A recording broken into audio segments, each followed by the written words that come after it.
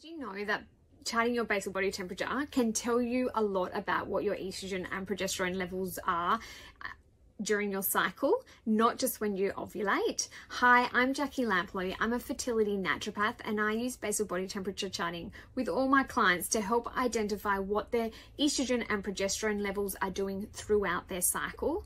Now we have to remember that blood tests will only tell us what your hormone levels are on one particular day of your cycle at one particular moment. Where when we're charting our basal body temperature, we get a good indication on what your hormones are doing every day of the cycle. And so we can look for imbalances or kind of abnormalities and be able to use that information to kind of direct treatment or get a bit of an idea of what your hormonal imbalance might be.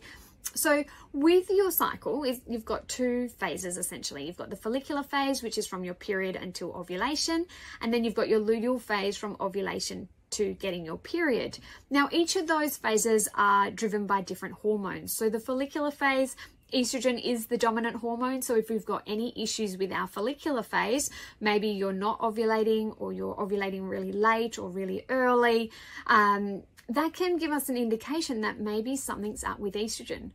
Why isn't the body producing enough estrogen to be able to grow and mature that beautiful egg for ovulation? Then with the luteal phase, progesterone is the dominant hormone. So if we've got issues in the luteal phase, maybe you get PMS, you get spotting before your period, you might have a really short luteal phase, that can be a sign that progesterone is an issue and that we might need to look at boosting progesterone. So your cycle charts can tell you so much more than just when you're ovulating. So for example, let's have a look at a couple of charts. Now this chart here, we can see that this lady is ovulating on cycle day 24, 25, which I consider is a little bit late. You know, why is it taking her 24, 25 days to grow and mature this egg for ovulation?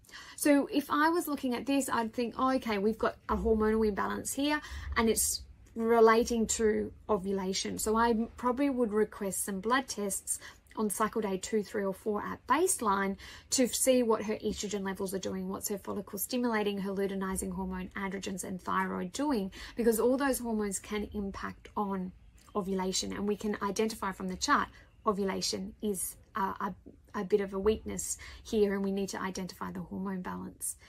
Now this particular chart, we're looking at the luteal phase where progesterone should be the dominant hormone.